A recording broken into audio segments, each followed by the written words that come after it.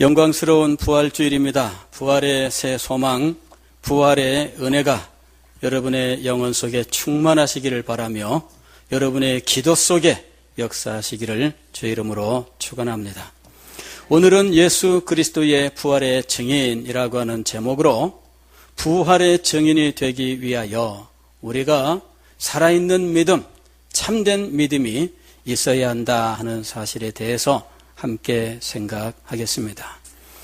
예수 그리스도께서 부활하신 사건은 인류 역사 속에서 그 예를 찾을 수 없는 가장 위대하고 가장 영광스럽고 가장 놀라운 기적의 사건입니다.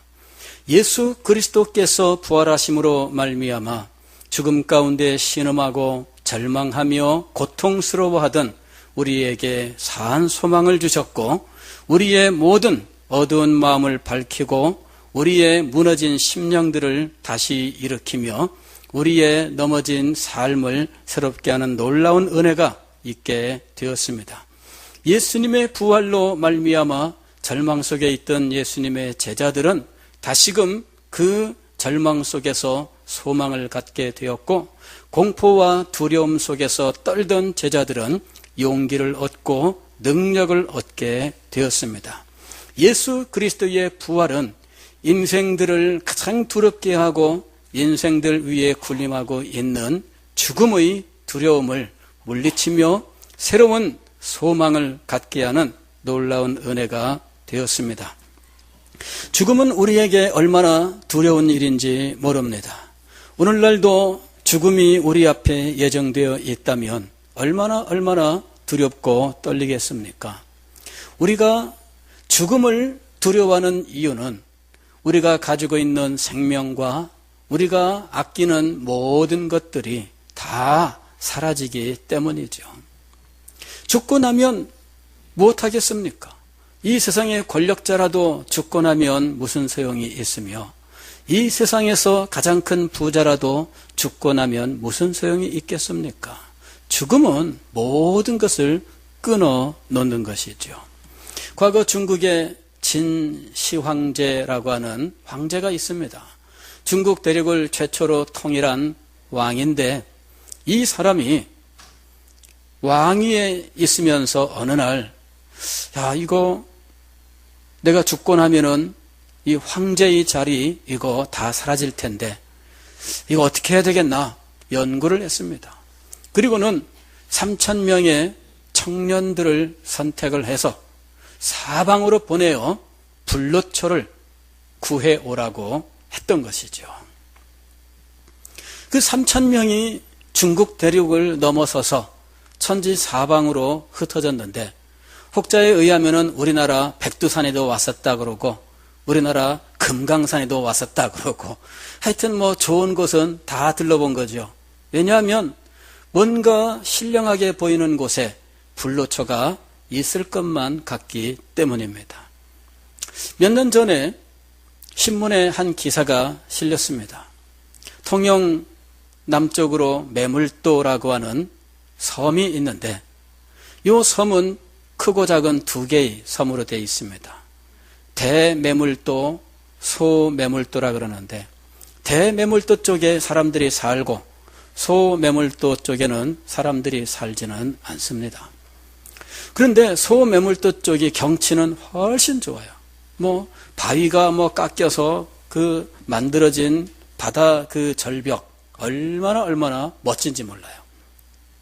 그런데 바닷물이 찰랑찰랑 되는 그쪽에 어느 날 이상한 문양이 있는 것을 발견한 겁니다. 저게 뭘까?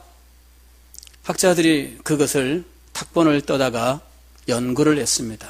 그리고 나중에 연구 결과를 발표했는데 그 글을 바위에 새긴 사람은 진시 황제가 보낸 3,000명의 청년 중에 한 사람이었다 하는 것이에요. 신기하죠? 예. 어떻게 여기까지 와가지고 우리도 잘 가지 않는 그 섬의 절벽에다가 글자를 새겼을까? 신기하잖아요. 근데 이 세상의 최고 권력자라도 죽음 앞에서는 보잘것없어요. 그 죽음이 두려워서 그 권세를 이용해서 불로초를 구하려고 사방에 사람들을 보냈지만 3,000명의 청년 중에 돌아온 사람은 아직까지 한 명도 없습니다. 그래서 진시 황제는 죽음 이후를 위하여 무덤을 만들기 시작을 한 거예요. 불로초를 구하러 사람들을 보낼 뿐만 아니라 자기가 설사 죽더라도 죽음 이후의 명복을 위해서 지하에다가 엄청난 무덤을 만들었는데 그것이 오늘날 진시황릉 지금도 있잖아요. 중국 그 서쪽에 장안 거기에 가면은 거기에 진시황릉이 있어요. 거기서 뭐 엄청난 그런 물건들이 막 나왔는데 그 중에 가장 인상 깊은 건 뭐냐면은 토용이라고 부르는 거예요. 흙으로 만든 그 인형 같은 것들이죠. 그런데 그 당시 군사들 모양 그대로 여러분들도 그런 거 보신 적 있을 거예요. 예. 이 군사들 모양을 그대로 만들어 갑옷 입고 뭐 이렇게 창을 들고 있는 그런 군사들을 그냥 자기가 생전에 궁궐에서 데리고 있던 모양 그대로 쫙 거기다가 갖다 놓은 거예요. 아, 엄청나요. 거기에 있는 뭐 보물들 뭐 이런 것들은 그건 지금 뭐 공개 제대로 하지 않습니다. 예, 거기는 뭐 아무나 못 가보는 그런 상황이에요. 그렇게 엄청난 무덤을 만들고 죽음 이후에 그 부귀 영화를 여전히 누리고자 했지만 그러나 그 모든 시도는 헛것이 되어버리고 말았습니다. 이집트에 가면은 피라미드라고 하는 것이 있습니다. 엄청난 규모의 이 사각뿔 모양의 이런 그 구조물인데 그 크기는 상상을 불허해요.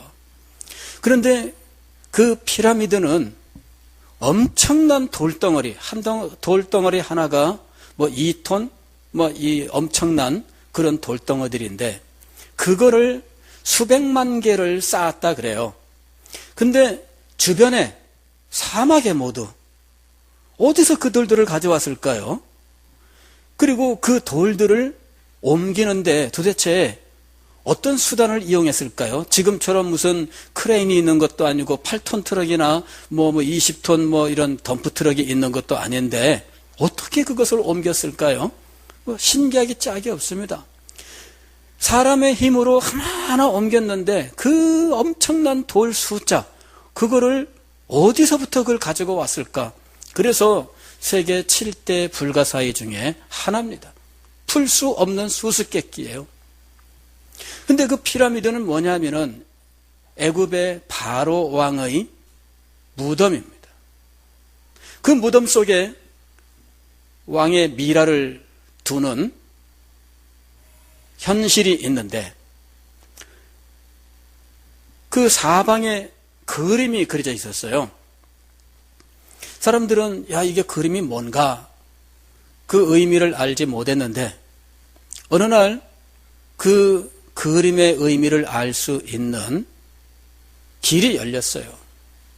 알고 보니까 그것이 이집트 상형 문자였어요. 중국의 한자와 같은 글자였던 거죠. 그 글자를 전혀 해득을 못하고 있다가 그걸 해득할 수 있는 길이 열렸습니다. 그래서 그 글을 해득을 해보니 죽음 이후의 명복을 빌고 뭐 이러는 내용으로 되어 있는 거예요. 자, 사람들은 죽음 앞에 절망하고 죽음을 두려워하고 때로는 죽음을 넘어서는 어떤 것들을 유지하고 싶어 합니다. 그러나 성공한 사람은 인류 역사에 단 한 명도 없습니다. 오직 예수 그리스도 그분만이 죽은 가운데서 다시 살아나셨고 그분만이 죽음을 정복하셨습니다. 그리고 이 부활의 신앙을 간직한 모든 사람들에게 생명의 은혜를 주셨던 것입니다. 제자들은 예수 그리스도께서 십자가에 못 박히실 때 두려워하여 숨어 있었습니다. 예수님이 십자가에 못 박히고 고통스러워하고 운명하시는 그 가까이에 제자들은 나타나지 않았습니다.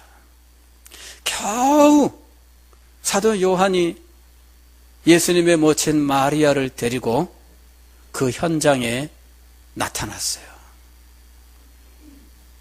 그리고 예수님이 운명하시고 그 시신을 장사 지낼 때에 아르마대 요셉이라고 하는 전혀 상관없는 사람이 예수님의 시신을 수습해서 몇 명의 여인들과 더불어 아리마대 요셉이 자기가 마련한 가정 묘지를 제공해서 겨우 장사를 지냈습니다.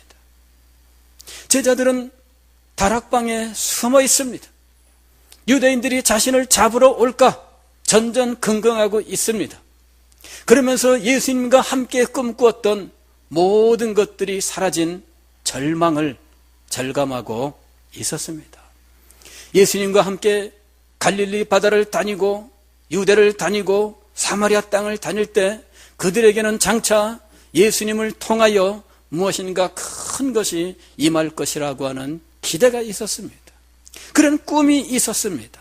그러나 예수님의 십자가의 죽음과 더불어서 이 모든 것들은 다 없어지고 말았던 것입니다. 얼마 있으면 그들은 예전처럼 하나둘 떠나가 버리고 아무도 남지 않게 될 상황이었습니다. 그런데 어느 순간 이 사람들이 변했습니다. 어느 순간 이 사람들에게 오히려 용기가 생겼습니다. 새로운 꿈이 생겼고 새로운 비전이 생겼습니다. 새로운 목표가 생겼습니다. 이렇게 변화된 이유는 무엇일까요? 부활하신 예수 그리스도께서 그들에게 나타나셨기 때문이죠. 예수님께서 부활하신 놀라운 기적이 그들 가운데 일어났던 것입니다. 오늘 우리가 읽은 성경 말씀은 예수님께서 부활하시던 그날 첫 새벽에 예수님의 무덤을 찾은 여인들의 이야기로 시작되고 있습니다. 막달라 마리아, 야고보의 어머니 마리아, 살로메, 그리고 마태복음, 누가복음, 요한복음을 다시 읽어보면 이 세 명의 여인들 이외에도 여러 명의 여인들이 예수님의 무덤을 찾았던 것으로 보입니다.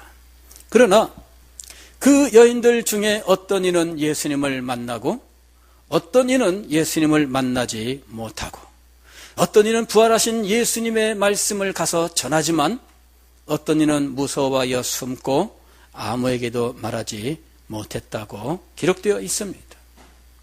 왜 이렇게 상반된 모습들을 보여주고 있을까요? 어떤 이는 예수님의 부활의 사실을 제자들에게 가서 전하지만 어떤 이는 이 사실을 아무에게도 말하지 못한 채 도망가서 숨어 있을까요? 그것은 부활하신 예수 그리스도께 대한 믿음이 그 마음속에 있든지 없든지 했기 때문이지요. 부활하신 예수님께 대한 믿음이 있는 사람은 가서 예수님이 부활하셨다고 증거할 것이지만 이 믿음이 없는 사람은 자기가 귀신을 만났다 생각하고 피하여 숨고 아무에게도 말하지 못하고 떨고 있었던 것입니다. 여러분, 예수님의 부활은 우리의 믿음 가운데 살아 있습니다. 그러나 그 믿음이 참된 믿음이냐, 그냥 무늬만 믿음이냐 하는 것은 그 믿음이 역사하는 순간이 와야만 드러나게 되어 있습니다. 평소에는 모두 다 이 사실을 믿는 것처럼 보입니다. 그러나 위기가 와봐야 압니다. 그래야 이 믿음이 진실한 것인지 아니면 모양만 있던 것인지 드러나게 되어 있는 것입니다. 예수님의 제자들이 예수님을 사랑하고 예수님을 믿었습니다. 그러나 위기가 찾아왔을 때 그들은 예수님의 곁에 아무도 없었습니다. 그들은 뿔뿔이 흩어져 달아났고 겨우 예수님의 뒤를 쫓았던 베드로조차도 예수님을 3번씩이나 부인하는 수모를 겪어야 했던 것이지요. 그 믿음이 발휘되어야 하는 순간에는 믿음이 발휘되지 않았습니다. 이건 뭐냐면 그냥 우리의 생각 속에 믿음은 존재하지만 이것이 우리 속에 깊이 들어와서 우리의 인격이 되고 우리의 삶이 되지 않았다는 것을 의미하는 것입니다. 많은 사람이 예수님을 따랐습니다. 그러나 말씀을 듣는 중에 어떤 사람들은 이 말씀이 어렵다고 떠나갔고, 예수님을 많은 사람이 찾아왔지만 그러나 예수님을 찾은 이유는 떡을 먹고 배부른 까닭이었고 병을 고친 까닭이었지 예수님의 말씀이 그 속에 깊이 새겨졌기 때문이 아니었습니다. 제자들도 똑같은 상황에 있었습니다. 그들은 다른 사람들이 떠나는 모습을 보면, 가는 모습을 보면서 자신은 그렇지 않은 것을 마음속에 자랑스러워 했는지 모릅니다. 예수님께서 예루살렘에 올라가 십자가의 죽으심을 맞이하기 위하여 결심하시고 올라가실 때 제자들은 드디어 다른 사람들이 예수님을 떠날 때 자기들은 예수님과 함께하고 있었던 그 결과를 얻게 되는구나 생각을 했습니다. 그리고는 예루살렘에 올라가는 도중에 자기들끼리 누가 더 공이 있는지, 누가 더 높은 자리에 앉아야 되는지 설왕설래하면서 다투기까지 했습니다. 누구는 자기의 어머니를 동원해서 예수님에게 청탁을 넣기까지 했습니다. 그리고 이 말을 전해 들은 다른 모든 제자들은 반칙을 했다고 그냥 화를 내고 공격을 하기 시작했습니다. 그러나 예수님의 십자가가 다가오자 그들은 자취를 찾을 수가 없었어요. 도대체 예수님을 따라다니던 이 사람들은 도대체 어디 있다는 것입니까? 예수님께서 예루살렘에 올라가 대제사장에게 해를 받고 죽어야 할 것을 말씀하셨을 때 우리도 따라가서 함께 죽자 이렇게 큰 소리 치던 제자가 있었습니다. 그러나 그 제자는 도대체 어디에 있습니까? 베드로야, 네가 오늘 다 굴기 전에 네가 나를 3번 부인하리라. 주여, 다른 사람은 그럴지라도 저는 절대 그럴 일 없습니다. 큰 소리 치던 이 베드로는 도대체 어디에 가 있는 것입니까? 오늘 우리가 읽은 성경 말씀을 보면 이 제자들의 불신을 여러 차례 강조해서 말씀하고 있습니다. 여러분 11절의 말씀을 보십시오. 막달라 마리아가 예수님을 만나고 예수님께서 명하신 그 사실을 가서 증언하였는데 그들은 예수께서 살아나셨다는 것과 마리아에게 보이셨다는 것을 듣고도 믿지 아니하니라. 13절 말씀을 보면 엠마오로 내려가던 두 제자가 예수님을 만난 후에 예루살렘으로 다시 돌아와서 남은 제자들에게 알렸다라고 말씀합니다. 두 사람이 가서 남은 제자들에게 알리었으되 역시 믿지 아니하니라. 그날 밤에 예수님께서 두려워하여 숨어있는 제자들 가운데 찾아오셨습니다. 그러나 그 제자들이 두려워하여 숨어 있었던 이유는 믿지 아니하였기 때문이죠. 그 후에 14절 말씀을 보면 그 후에 11제자가 음식 먹을 때 예수께서 그들에게 나타나사 그들의 믿음 없는 것과 마음이 완악한 것을 꾸짖으시니 이는 자기가 살아난 것을 본 자들의 말을 믿지 아니함일러라. 그런데 하필이면 요 날 요 자리에 도마는 없었습니다. 나중에 와서 다른 제자들이 다 말하는데 혼자 고집을 피워요. 베드로도 야고보도 요한도 뭐 다 이구동성으로 예수님 부활하셨고 예수님께서 우리 가운데 오셔서 우리가 다 만났다. 혼자서 끝까지 아니야. 예수님께서 그 다음 주에 다시 찾아오셔요. 그리고 도마에게 말씀하십니다. 내 손과 발을 보라. 손에 못자국, 옆구리에 장자국, 손을 한번 넣고 만져봐라. 그제서야 도마가 주여 나의 주 나의 하나님이여. 그제서야.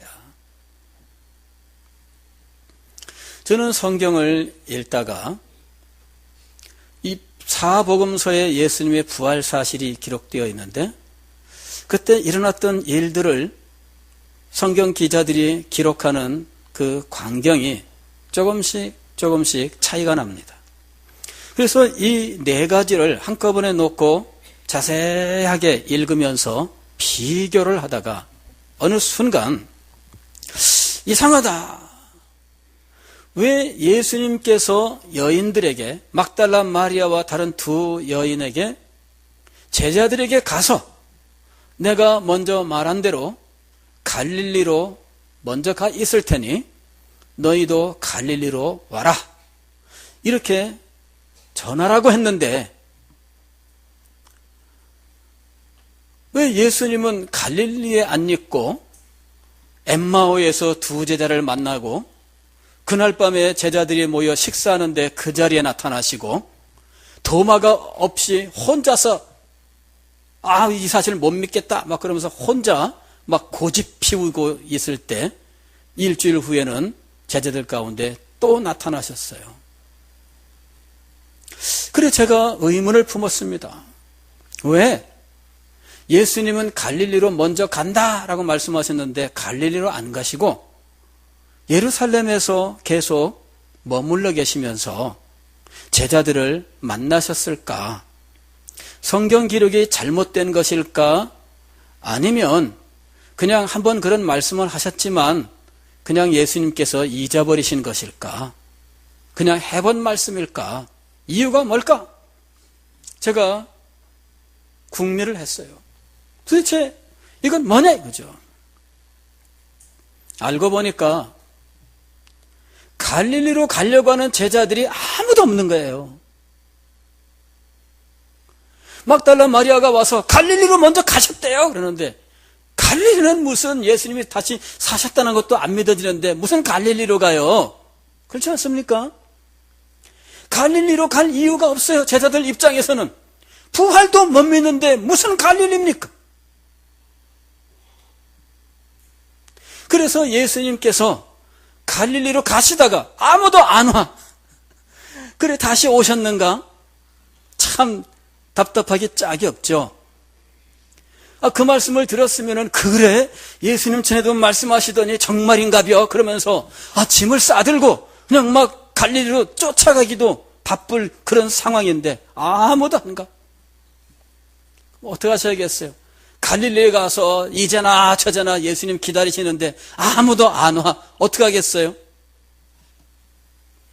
예수님께서 불신앙에 빠져 있는 이 제자들을 버려두실 수 없어서 그들을 찾으시고 그들에게 다시 말씀을 가르치시고 그들에게 그리스도가 부활해야 된다는 사실을 확신시키시고 당신 자신을 증명해 보이셨던 것입니다. 믿음이 없어서요. 믿음이 없어서. 믿음이 지금 발휘되어야 되는 순간에 제자들이 믿음을 발휘하지 못했던 겁니다. 그래서 예수님께서는 갈릴리로 먼저 가 있을 테니 그랬는데 아무도 꿈쩍도 안 해. 그러니 어떻게 하시겠어요? 이 제자들을 사랑하시는 주님께서는 그들 수준에 맞추어서 그들에게 다시금 부활 사실을 가르치시고 증거해 주셨던 겁니다. 주님의 사랑, 주님의 자비가 얼마나 크고 놀라운지. 저는 성경을 읽다가 문득 이렇게까지 주님의 가르침을 받고 주님을 직접 만나 뵙고 책망까지 들었으나 제자들은 여전히 믿음을 발휘하고 있지 못하다 하는 사실을 발견했어요. 요한복음 21장을 보게 되면 제자들이 모여 있다가 어떻게 할래? 서로들 이야기를 나눕니다. 그때 베드로가 나는 다시 물고기나 잡으러 갈란다. 나는 다시 물고기나 잡으러 갈란다. 그랬더니 나도 같이 가자. 이래가지고 제자들이 우르르 베드로를 따라갔어요. 이래가지고 제자들이 갈릴리에 가가지고 배를 마련해서 물고기를 잡는 거야. 그날 밤에 밤새도록 수고했는데 물고기를 못 잡았어요. 아니, 예수님께서 부활하신 날 새벽에 제자들에게 내가 먼저 갈릴리로 가 있을 테니 너희들도 갈릴리로 와라 이렇게 말씀하셨는데 아무도 안 움직였어요. 그리고 예수님께서 제자들을 찾아가서 당신을 보여주시고 증명하시고 말씀으로 다시 한번 그리스도의 부활이 있어야 될 것을 가르쳐 주시고 어쨌든 제자들에게 몇 차례 나타나시면서 말씀을 하셨는데 그래도 갈릴리로 안 가요. 그러다가 겨우 갈릴리로 가긴 가는데 예수님 만나러 간 거 아닙니다. 물고기 잡으러 갔어요. 즉 옛날로 돌아가려고 간 겁니다. 우리 말에 이런 말이 있잖아요. 말짱 도루묵이다. 도루묵이다. 도루묵이 돼보세요. 얼마나 허망합니까? 여러분 컴퓨터 같은 거 뭐 이렇게 하다가 툭 하고서는 더 이상 움직이지 않는 순간이 있죠. 그럴 때 이 컴퓨터 움직이게 하는 방법은 뭐예요? 리셋 시키는 거죠. 재부팅을 시키는 거예요. 전원을 코드를 팍 빼든지. 그러면 참 그게 제일 간단한 방법이지만 쉽고 빠르지만 제일 위험한 방법입니다. 전원 스위치를 4초 이상 꾹 누르고 있으면은 이게 컴퓨터가 꺼져요. 그러면은 다시 전원 스위치 누르면 이제 컴퓨터가 다시 켜집니다. 문제는 뭐냐 하면은 내가 어떤 작업을 하고 있었으면 그 작업들은 몽땅 날아가고 없다는 거죠. 제자들이 갈릴리로 가긴 갔는데 부활하신 예수님을 만나고 부활하신 예수님의 가르침을 받고 부활하신 예수님께로부터 사명을 받기 위해서 갔다면 좋겠지만 베드로와 제자들은 그렇지 않았어요. 베드로가 나는 물고기 잡으러 갈 거야. 니넨 뭐 할래? 우리도 같이 갈까? 그러더니 우르르 몰려간 거예요.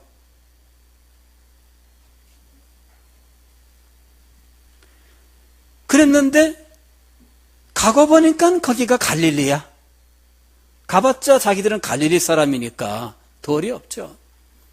근데 어쨌든 가긴 갔는데 예수님이 거기 찾아오신 거죠. 참 이게 소가 뒷걸음질 치다가 쥐 잡는다는 말이 있잖아요.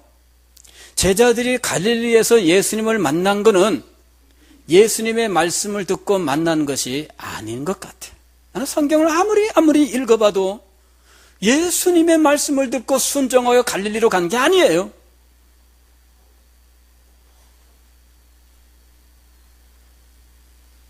그런데 예수님께서는 그 제자들이라도 아끼시고 사랑하시고 오래 참으시고 기회를 주셨습니다. 예수님의 심정이 어땠을지는 모르겠습니다. 우리와 똑같은 심정을 가지고 계셨을지는 모르겠습니다. 인생을 가지셨으니 그런 심정이 있었을 것이지만 그러나 주님은 끝까지 실망하지 않고 다독거리시고 가르치시고 설득하시고 보여주시고 다시 일으켜 세우셨습니다. 그제서야 그들 속에 믿음이 제대로 들어가기 시작한 겁니다. 부활신앙은 쉽게 들어가는 것이 아닙니다. 이 신앙이 한번 들어오면 그 인생이 바뀌고 이 신앙이 한번 들어오면 죽음도 두렵지 아니하며 이 신앙이 한번 들어오면 이 세상에 그 무엇도 감당할 수 없는 능력자가 되게 만들지만 그러나 이 믿음이 쉽게 들어가는 것 아닙니다.